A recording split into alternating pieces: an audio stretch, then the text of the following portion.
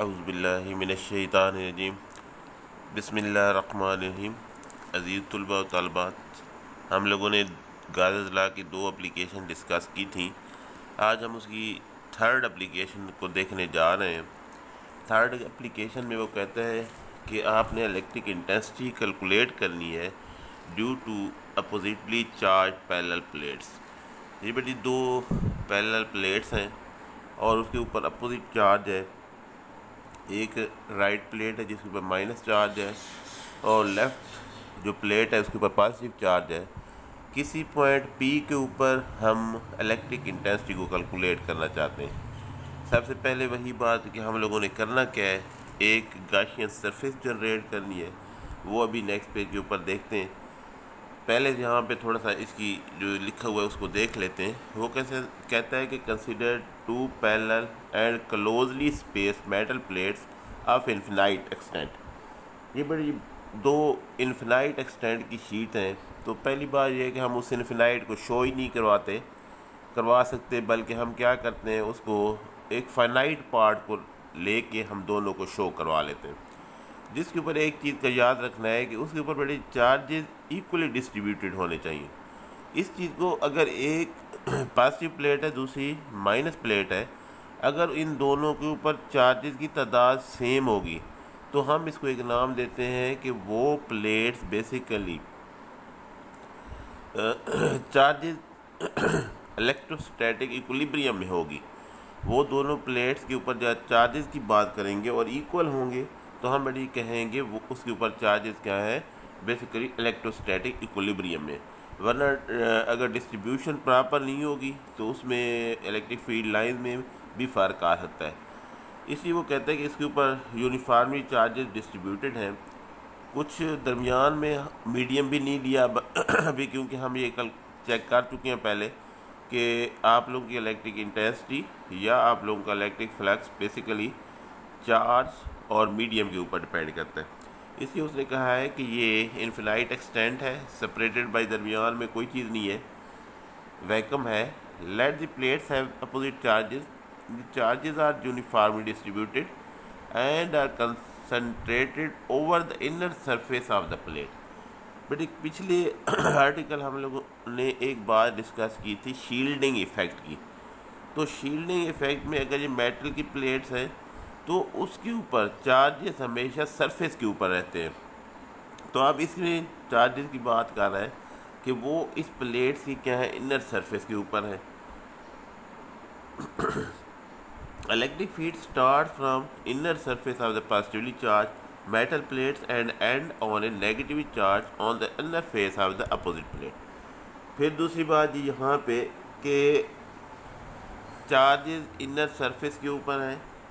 हमने ये भी पढ़ा है कि इलेक्ट्रिक फील्ड लाइन हमेशा पॉजिटिव से ओरिजिनेट होती है, किधर बड़ी टर्मिनेट होते हैं, हमेशा नेगेटिव टर्मिनल ऑफ प्लेट के ऊपर। तो प्लस से निकलेंगे और नेगेटिव की तरफ से तमाम फील्ड लाइन जाएंगी। अब ये सबसे पहला मरला, किसी पॉइंट P के ऊपर इतने बहुत सारे चार्जेस हैं, हम बेसिकली फ्लक्स को कैलकुलेट भी नहीं कर सकते।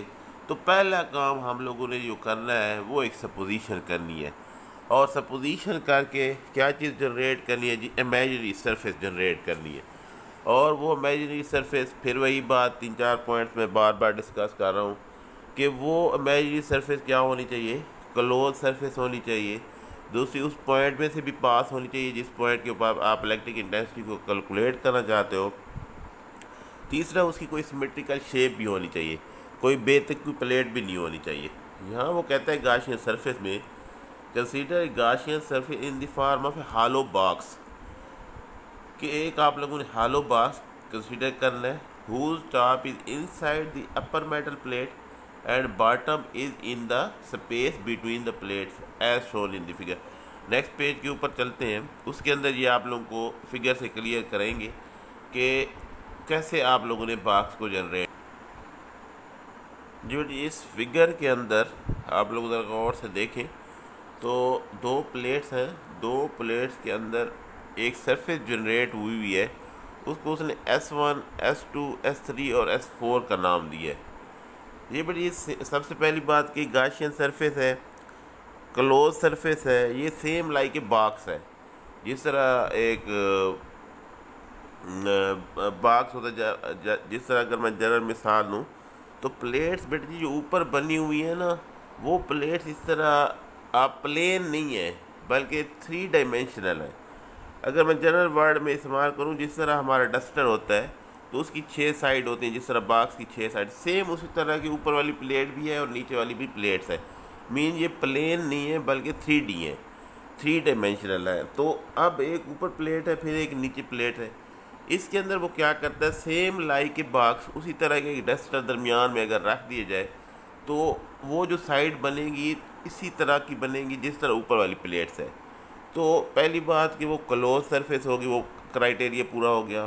दूसरी बात, उस पॉइंट में से भी पास हो रही है जिस पॉइंट के ऊपर मैं क्या कैलकुलेट करना चाहता हूँ, इलेक्ट्रिक इंटेंसिटी।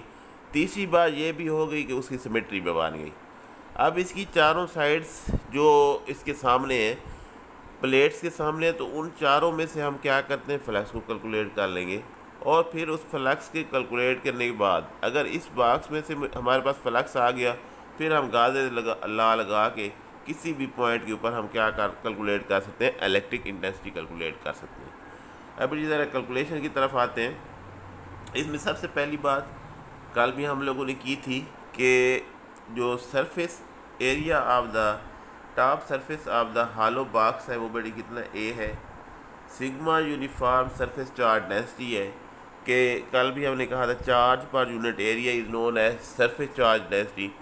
तो उस सरफेस चार्ज डेंसिटी से sigma is equal to Q over A, तो क्यू बड़ी कितना आ जाएगा, सिग्मा ए की मदद से हम क्या कर सकते हैं, सारे चार्जेस को कंसिडर कर सकते हैं। अब सारे चार्जेस का आपको पता चल गया इस गॉसियन सरफेस के ऊपर।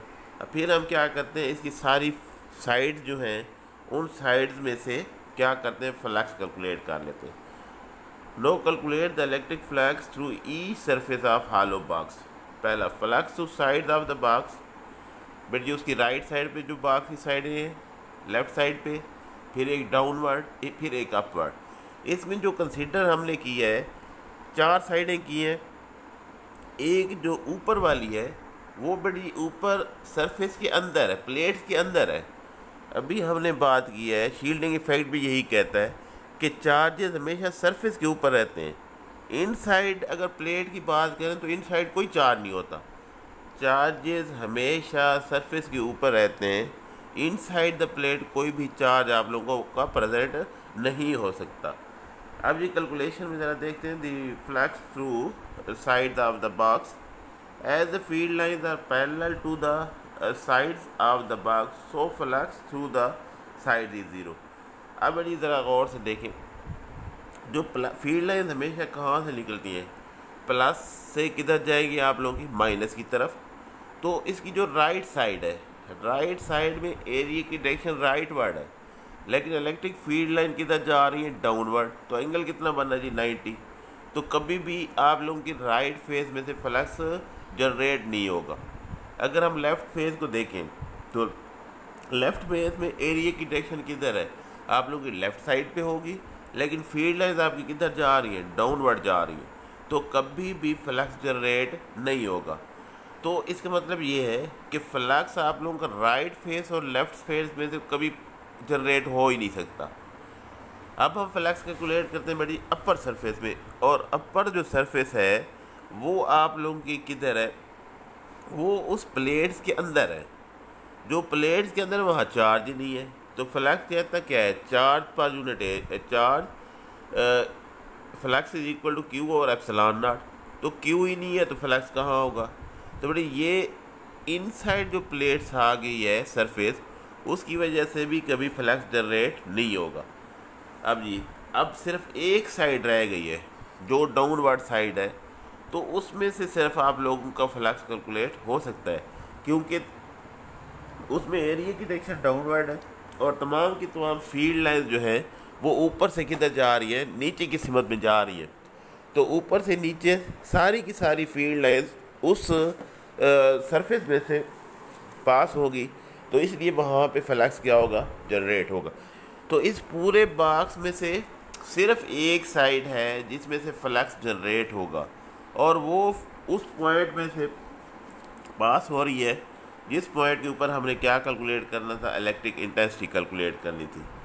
अब वो इसी चीज़ को कहता है जो थर्ड पॉइंट में, flux through lower surface of the box.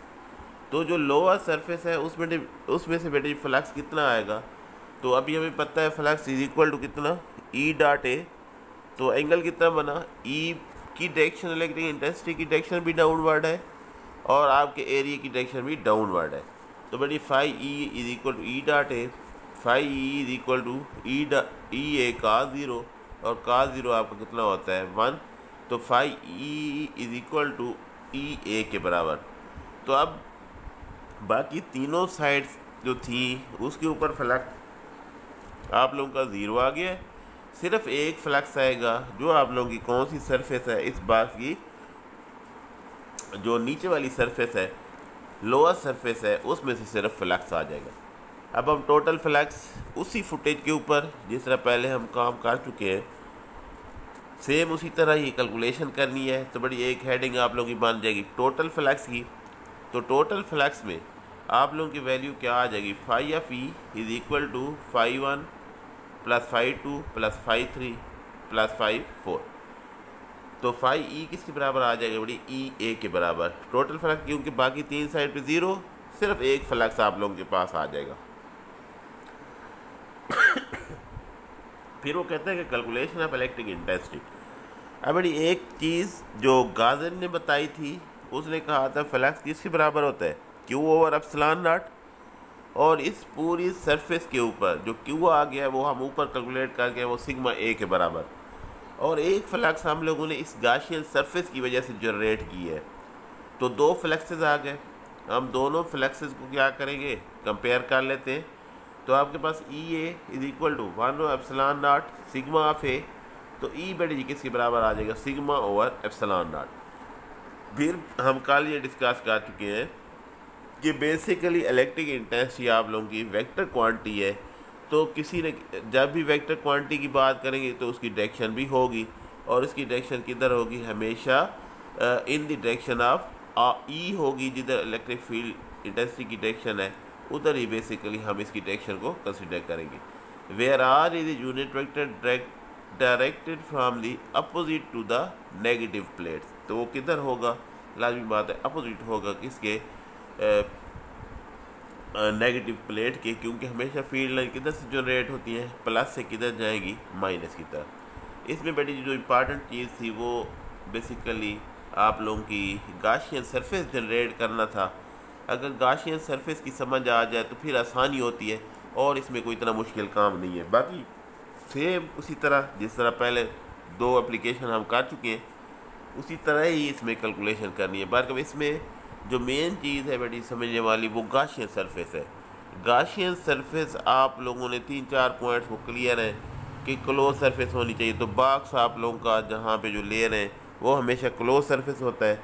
फिर दूसरी बात उस पॉइंट में से भी पास हो। पिछली फिगर में हमने देखा था कि पी पॉइंट हम लोगों ने कंसीडर किया था, तो अब देखें ये बॉक्स उस पॉइंट पी में से भी पास हो रहा है। तीसरी बात सिमेट्रिकल इन शेप भी होनी चाहिए। तो इसकी देखें ऊपर वाली प्लेट्स और नीचे वाली प्लेट्स के हिसाब से सिमेट्री भी है। लेकिन यहाँ पे जो मेन पॉइंट है बड़ी ये याद रखना, ये जो लाइंस बनी हुई है ऊपर वाली प्लेट की, ये ऐसे हैं नहीं फिजिकल। ये बेसिकली प्लेट्स भी सेम लाइक के बॉक्स ही है, एक बॉक्स ऊपर एक नीचे, फिर उसके दरमियान में फिर आप लोगों ने क्या किया, एक बॉक्स ही जनरेट कर लिया। उस बॉक्स में से बड़ी हम लोगों ने क्या कर लिया, इलेक्ट्रिक इंटेंसिटी को कैलकुलेट कर लिए। पहले फ्लक्स कैलकुलेट किए हैं, फिर गाजर लॉ की मदद से हम लोगों ने क्या किया है, इसमें से इलेक्ट्रिक इंटेंसिटी को कैलकुलेट कर लिए। उम्मीद है आप लोगों को समझ आ गई होगी। अल्लाह तबारक व तआला हम सब का हामी व नासिर हो।